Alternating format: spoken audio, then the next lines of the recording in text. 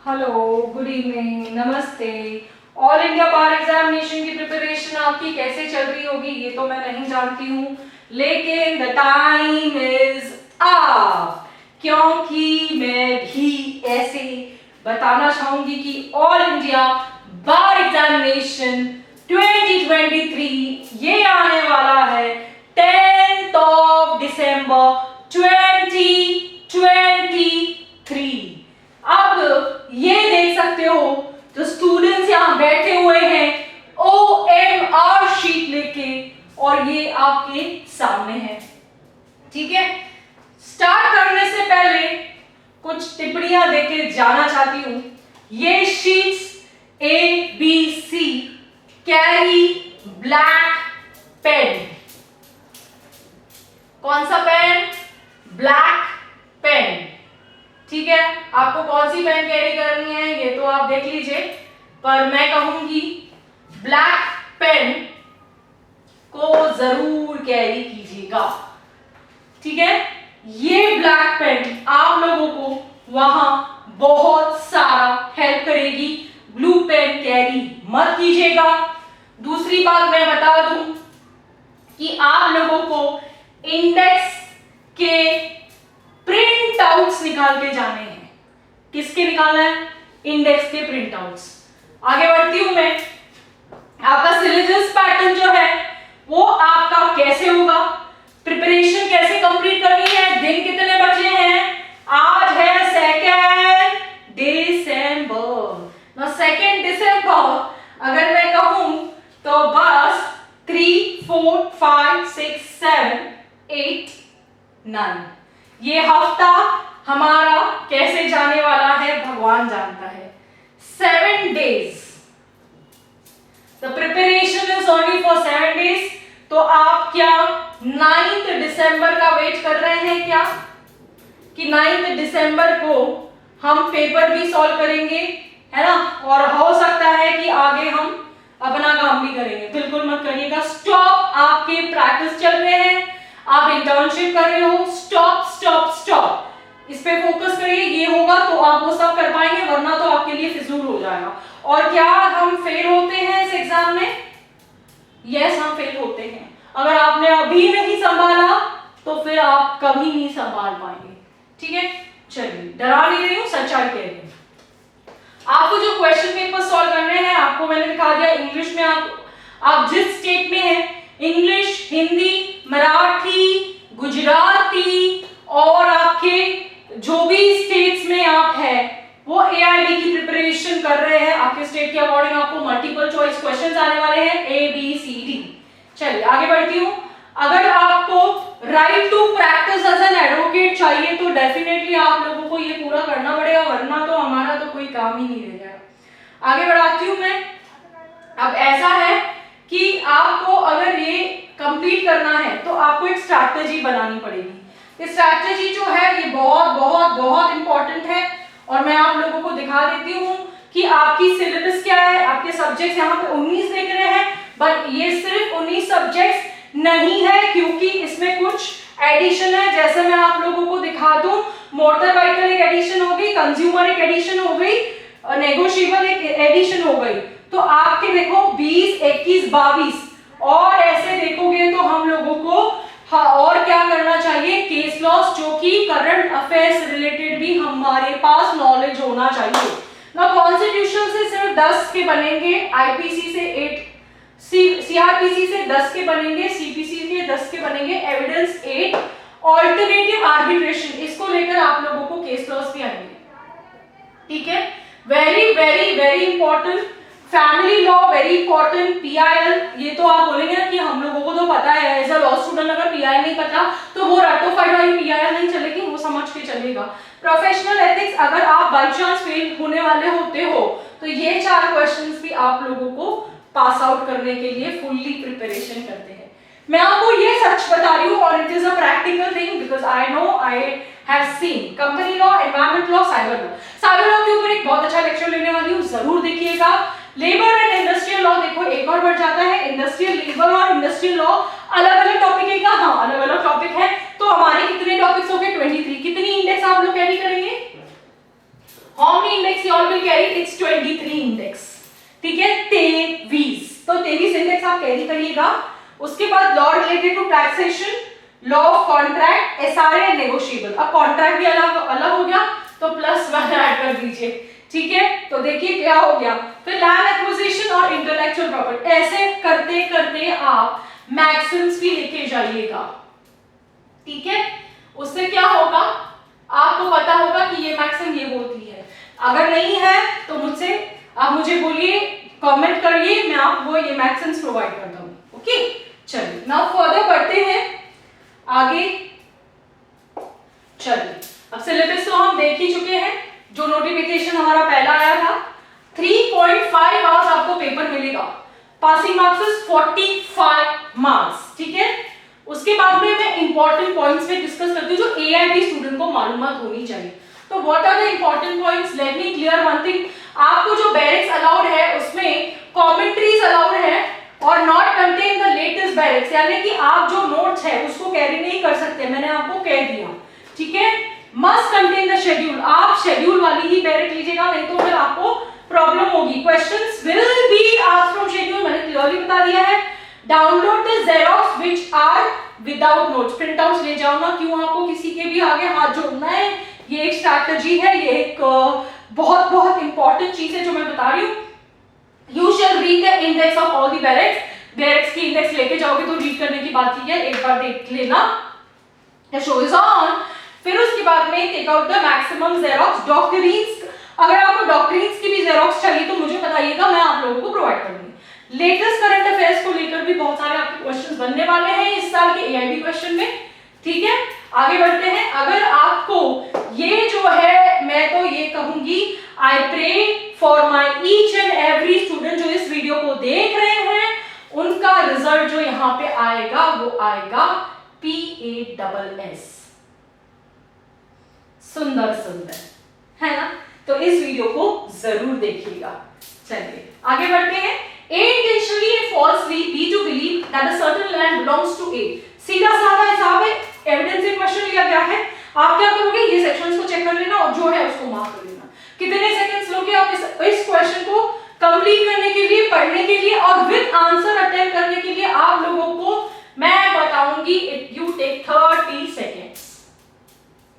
कितने सेकंड्स लेंगे आप? सिर्फ 30 सेकंड, और ये 30 सेकंड आपकी जिंदगी के सबसे बड़े और सबसे इंपॉर्टेंट होने वाले हैं। चलिए आगे बढ़ती हूँ। द आर्बिट्रेशन एक्ट 1996 रिपील किया गया है। ये तो रिपील का मतलब क्या होता है, जिसको निकाला गया है, डिलीट किया गया, खत्म कर दिया गया, उसका पिक्चर एंड हो गया, तो all of the above is the right answer. Okay, now voluntary throwing an attempt to throw an of acid. अब ये एसिड को लेकर अगर आपने आईपीसी का मेन सेक्शन आपने देखा होगा, पढ़ने की जरूरत ही नहीं है, सीधा सेक्शन निकालो, क्या करोगे, इंडेक्स देखोगे, मार्क करोगे, टाइम वेस्ट होगा क्या? नहीं होगा। क्यों? डायरेक्ट आईपीसी का क्वेश्चन है, पूछा गया है, आईपीसी का बैरक उठाओगे, इंडेक्स देखोगे, मार्क करोगे। चलिए, is a work with a hatchet that the hated of kills man who is standing by. Here there was no want of a proper caution on the part of A is an. तो ये offence हुआ क्या? नहीं। ये murder हुआ क्या? नहीं। ये कल्पेबल होमोसाइड हुआ क्या? नहीं। So this is what you will have to answer. A with an intention of causing Z to be convicted for a criminal conspiracy writes a letter to the enemy of Z's handwriting purporting it to be addressed to accomplice in such a criminal conspiracy and puts a letter in a place which he knows that the officers of the place are likely to search. तो ये search से पूछा गया, तो offence कौन सा है? देखो, सर्च रिलेटेड ऑफेंस है, 192 सेक्शन है, ये सेक्शंस देख लेना और आपका आंसर आपके एकदम टिप ऑफ द हैंड्स पे होगा। क्यों? आपके पास इंडेक्स है ना। चलिए further, section 66A of information technology act. अब ये जो केस लॉस पूछे गए हैं, ये Shreya Singhal versus union of India हर इसमें होता है, 99% इसको क्वेश्चन को उठा के पूछते ही है। 66A इंफॉर्मेशन टेक्नोलॉजी एक्ट पूछा गया है। मैं आपको बता दूं कि information technology act is equals to cyber. चलो ये भी बता दिया। Next, a teacher is not a workman.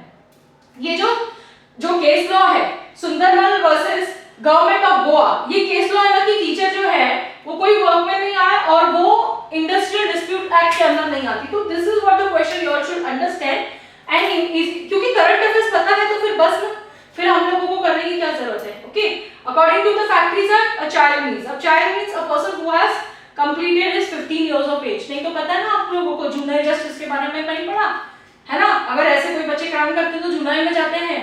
Okay, requisite of valid adoption, देखो इतना बड़ा क्वेश्चन है, कितने देर में कंप्लीट करोगे? 30 सेकंड्स में आपको पढ़ के खत्म करके and have to answer this. तो Hindu adoption and maintenance act से पूछा गया है, सेक्शन 6 निकालो, इसको ढूंढो और फटाफट से मार्क करोगे। दिमाग का काम यही करना मैं जो बोल रही हूँ। Requisite of valid adoption and no adoption shall be valid unless if the person adopting the capacity and also right to take an adoption. The person giving an adoption has a capacity to do so. The person adopted is capable of being taken in adoption. The adoption is made. So section 6 जो है as per Hindu Adoption Act. According to Muslim women, अब directly question Muslim Women Protection Act rights पूछा गया है.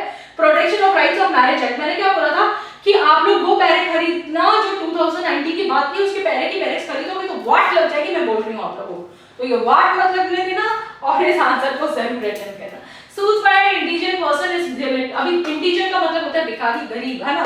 तो आपको पता है कि सीपीसी के अंदर जो है ये सबसे मास्टर ब्लास्टर है 33 जो सीपीसी बोलते हैं इंडिजिन, गरीबों, भिखारियों, पैसा भर के आओ नहीं तो कोर्ट मत आओ। ठीक है, रेस गेस्टी, रेलेवेंसी ऑफ रेस गेस्टी, अगर सेक्शन नंबर 6 एविडेंस एक्ट शुरुआत ही नहीं की होगी तो रेस गेस्टी के बारे में एक कॉलेज का बंदा, मतलब अगर एलएलबी स्टार्ट किया बंदा फिर उसको पता होगा। ठीक है, the supreme court of the legislative living bills in the passive and will be subject to the condition of the case. अभी आपको जो केस पूछा गया है 2018 का, देखो मतलब कहां से पूछा गया है, ये बिल्कुल आप लोगों को 2018 जो है करंट अफेयर्स से पूछा गया है। चलो नेक्स्ट आगे बढ़ते हैं। Article 310 of the constitution. अब देखो मैंने क्या कहा था आपको कि डॉक्ट्रिन की आपसे पूछा जाएगा। अगर डॉक्ट्रिन चाहिए, देखो सामने है doctrine of pleasure with reference to civil services, है या नहीं है? सीधा सीधा 310 कॉन्स्टिट्यूशन मेंशन अबाउट, ये डॉक्ट्रिन्स पता होना बहुत जरूरी है और ये रिमार्केबल है ना। देखो क्वेश्चन मैंने तो पहले ही बता दिया, right to know the antecedents of the candidates of election. अब आर्टिकल जो है 19, हमारा आर्टिकल जो है ये हमारा आर्टिकल 19 जो है वाले ये नहीं पता तो फिर हम लोगों ने कॉन्स्टिट्यूशन को पढ़ा ही नहीं, देखा ही नहीं, समझा ही नहीं।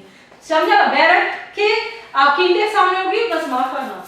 In the preamble of Indian constitution the liberty follows thought of expression belief. ये तो हम लोग जब कॉन्स्टिट्यूशन का फर्स्ट पेज ओपन करते हैं ये प्रीएम्बल हमें दिखता है और हम ऐसा होना चाहिए कि अगर आपको प्रीएम्बल नहीं पता तो प्रीएम्बल मतलब आप किसी भी लॉ को जानते ही नहीं है।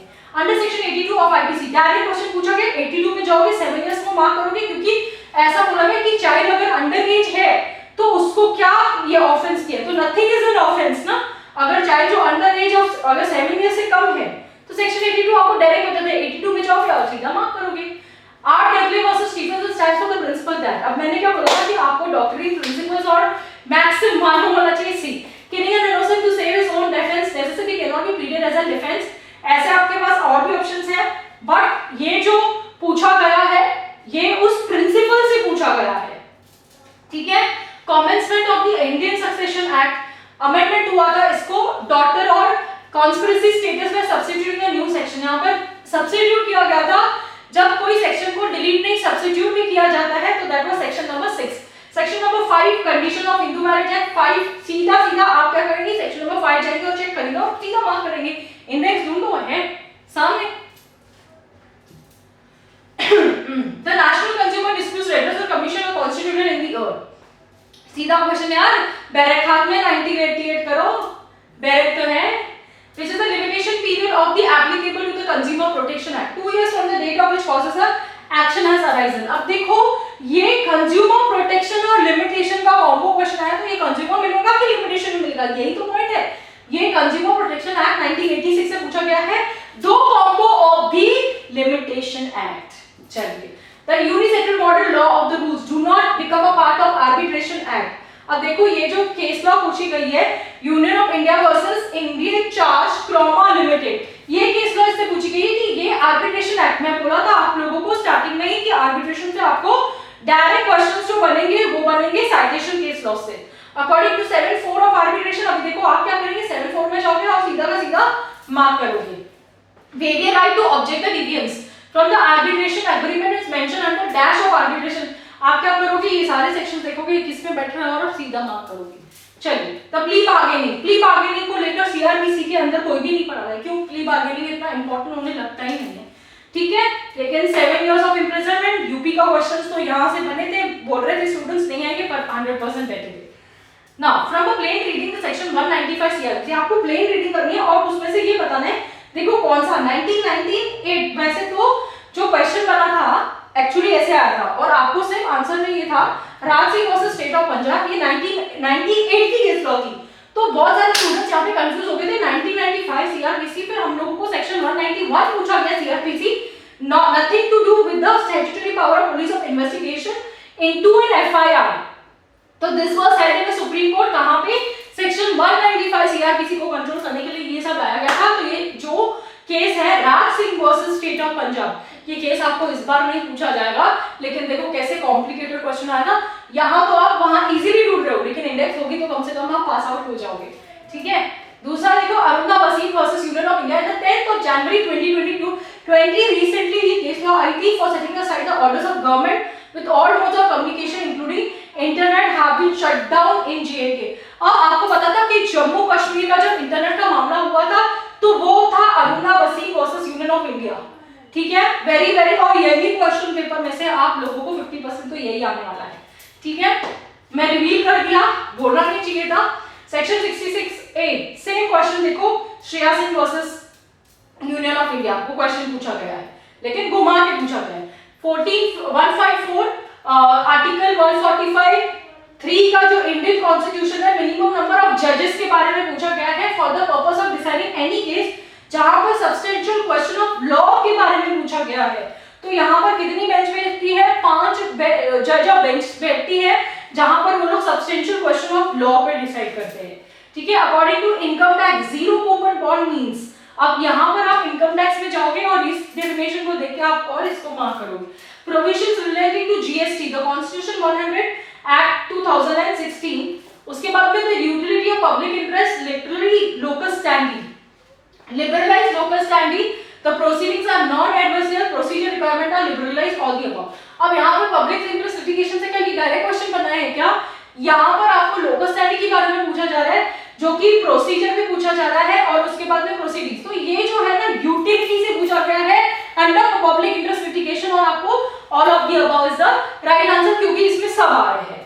चलो, the petitioner of the professor politics science who had done a substantial research and deeply interested in ensuring proper implementation of the constitutional provision challenged the practice followed by the state of Bihar in renomulation or number of ordinance without getting the approval of legislature. The court held that the petitioner, a member of the public, has sufficient interest to maintain the petition under the article this relates to the case। अब यहाँ से आपको कौन से article से ये उठा के पूछा गया है? आर्टिकल 32 से पूछा गया है, जो आपको केस पूछ रहा है 1987 का, जो कि बहुत पुराना है, लेकिन अब लेटेस्ट भी इस केस को डिस्कस किया गया था। Doctor DC Wadhwa versus state of Bihar का केस है, जिसमें ये जो पिटीशन था वो प्रोफेसर था, उसने रिसर्च किया था और इंप्लीमेंट किया था। तो मैंने इसको 30 सेकंड्स में रीड करने के बाद में I come to the conclusion. Okay, आप मेरा टाइम भी देख लीजिएगा।